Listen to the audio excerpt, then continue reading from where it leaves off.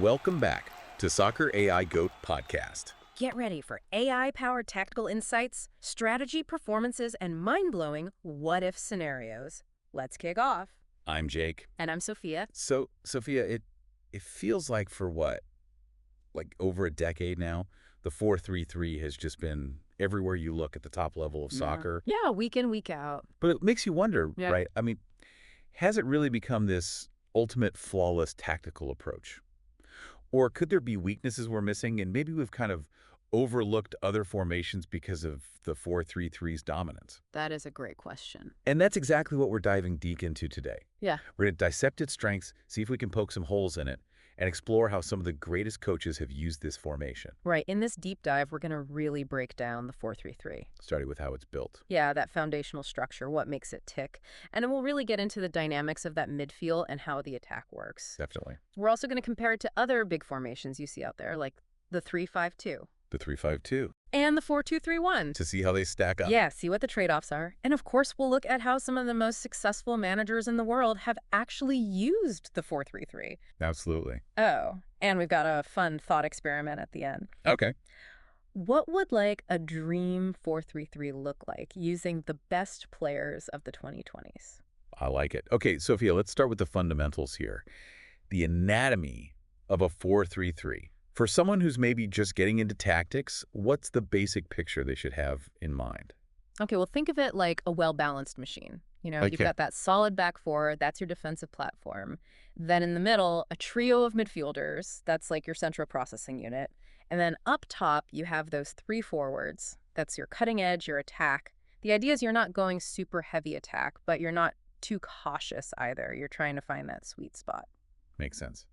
Speaking of the midfield, we always hear about the 6 and the 8s. What do those roles usually mean and why are they so important in this formation? So the 6, that's your defensive midfielder, usually the deepest of the three.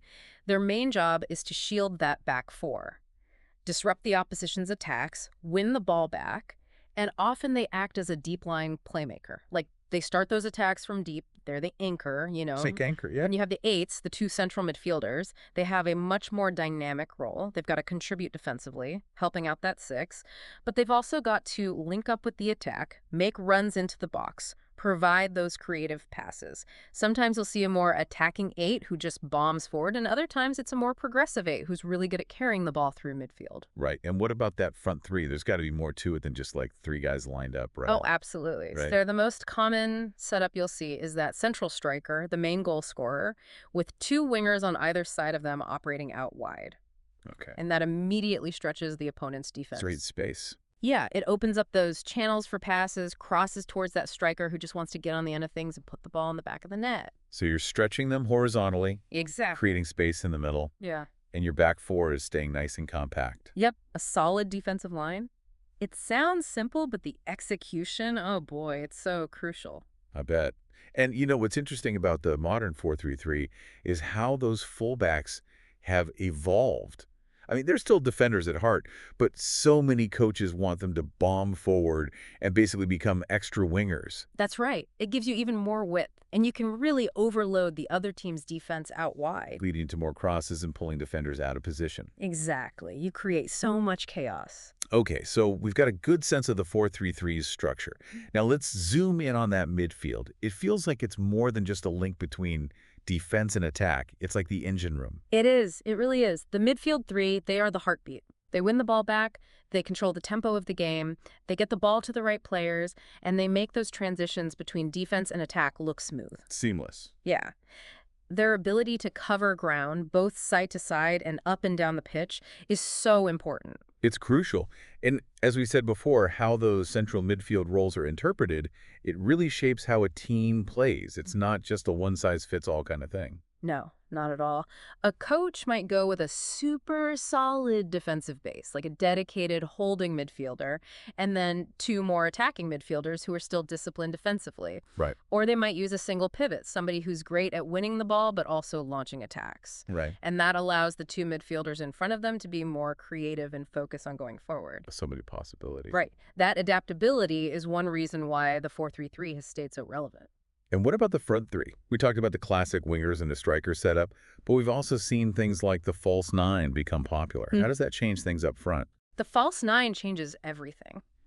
Instead of that traditional target man who stays high up, the false nine drops deeping, almost into midfield. Okay. It pulls defenders out of position so the wingers can cut inside, and exploit that space.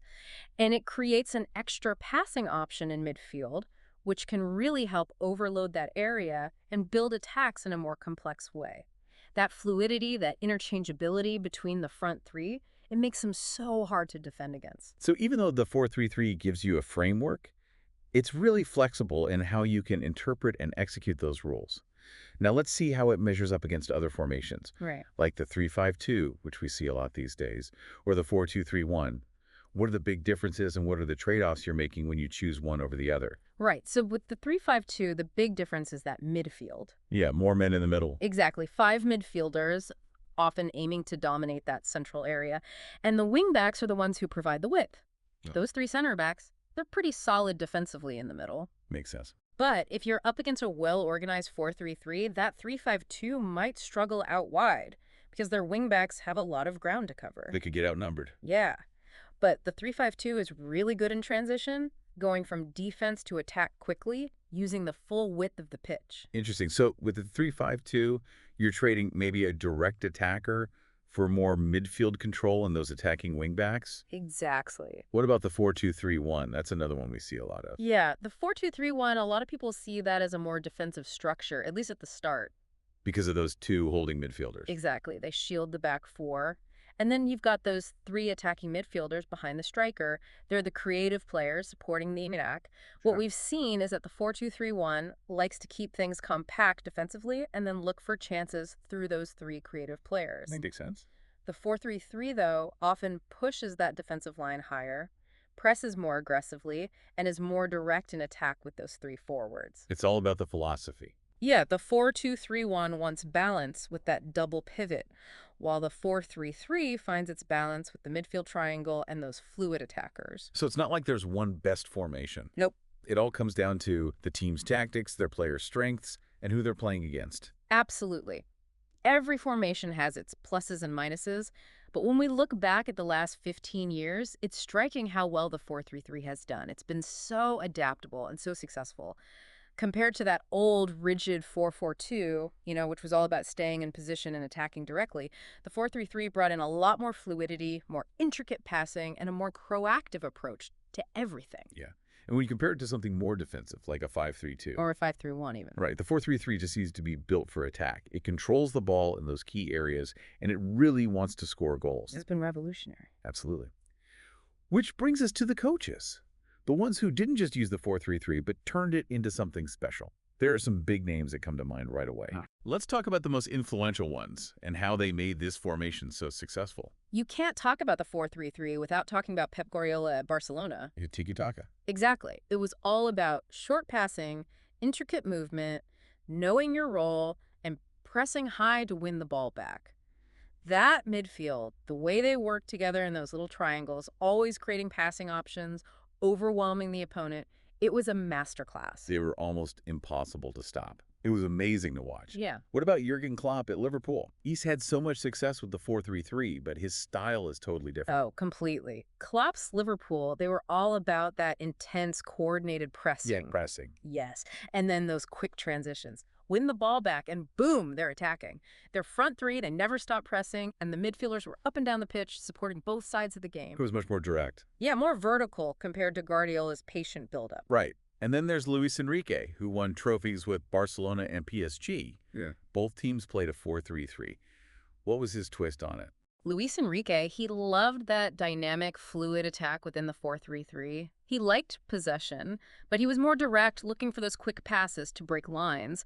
And he gave his attackers freedom to move around, switch positions, make those unpredictable runs. It was so hard for defenses to handle. So he found a way to blend possession football with those moments of explosive attacking. Exactly. And even someone like Zinedine Zidane at Real Madrid, who wasn't married to any one formation, still had success with the 4-3-3. He did, especially with that incredible midfield he had. Yeah. Zidane, he maybe wasn't as strict as Guardiola or Klopp, but he knew that the 4-3-3 could give his creative players a platform to shine while also being defensively solid when needed. It's all about that balance. Exactly. It's incredible how different coaches with different philosophies have all thrived with the 4-3-3. It really shows you how adaptable it is, how it can work with different styles and different players. And our analysis really shows that the 4-3-3 has been the dominant tactical force in soccer for the last 15 years, both at club and international level. I agree. Experts say that the 4-3-3 is just so versatile, Yeah. and it's got that balance. Teams want to control games, attack, and defend well, and the 4-3-3 helps them do that. Its impact on the game is undeniable. All right, Sophia, let's have some fun.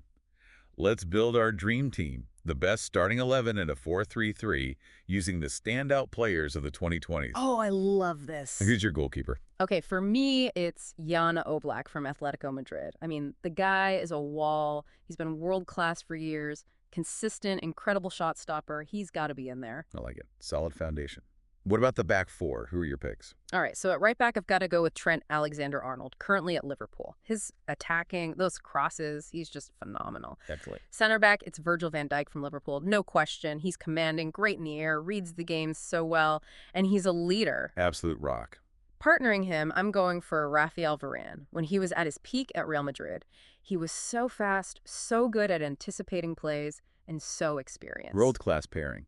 And to finish the back four, at left back, I'm going with John Cancelo, especially how he played at Valencia and then Manchester City. Versatile player. So versatile, good in attack, good defensively, a real modern fullback. That's a scary good defense. Yeah. Now let's get to the midfield. Those crucial three players. Who are your choices? Oh, so many good options here. I bet. But I'm starting with Kevin De Bruyne from Manchester City. His vision, his passing range, he creates chances out of nothing. Magical player. Next to him, I'm putting Joshua Kimmich from Bayern Munich. Tactically brilliant, so versatile, he can play anywhere, and he works so hard. Engine in midfield. Definitely. And to complete the trio, I'm going with Jude Bellingham. He's been fantastic for Borussia Dortmund and now Real Madrid. Box-to-box dynamism, scores goals from midfield, and has so much energy. What a midfield. Yeah.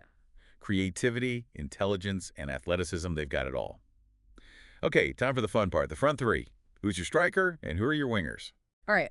On the right wing, it has to be Mohamed Salah from Liverpool. He scores goals for fun, so fast, cuts inside, and just knows how to finish. Deadly. On the left, I'm going with Sadio Mane. Thinking back to when he was at his best at Liverpool. So agile, relentless pressing, and he scored big goals. Great choice. And as my striker leading the line, it's Robert Lewandowski. His goal-scoring record, both at Bayern Munich under Hansi Flick and now at Barcelona, it's just phenomenal. Any defender would be terrified to face that front three. Wow. And who's a manager for this super team? Well, he's done it with Borussia Dortmund and Liverpool. Who are you thinking? Jürgen Klopp. He knows how to play a high-energy, winning 4-3-3. Tactically brilliant, gets the best out of his players. He's the perfect fit. What a team that would be. Defensive solidity, creative midfield, and an attack that could score on anyone. It just shows you what a well-executed 4-3-3 can do. It does. It really embodies the principles of the 4-3-3 and showcases some of the incredible talent we've seen in this formation over the last few years. So, Sophia, the big question, is the 4-3-3 the ultimate soccer formation? Yeah. It's been incredibly successful, and so many top teams and coaches have used it to win trophies. It definitely has some big advantages. Yeah. It's balanced, defensively solid, potent in attack, and it gives you options tactically in midfield and up front. Just look at Guardiola, Klopp, Enrique. Their success shows how effective the 4-3-3 can be at the highest level. But like any system, it's not perfect. It can leave you exposed out wide, and a smart midfield could bypass that central three. And you need the right players who are intelligent and understand the tactics. You do. And remember, soccer tactics are always changing. Yeah. Coaches are always looking for new ideas, new formations, new ways to win. So here's a final thought for our listeners. Mm-hmm. The 4-3-3 has been dominant, but what if we're about to see a comeback for formations with three at the back? Interesting. You know, maybe coaches are figuring out new ways to counter the 4-3-3. It's something to think about as we continue to explore this amazing world of tactics. It's a great question, Jake. And maybe a topic for a future deep dive. Subscribe to the AI GOAT podcast for more epic soccer deep dives. Thanks for tuning in.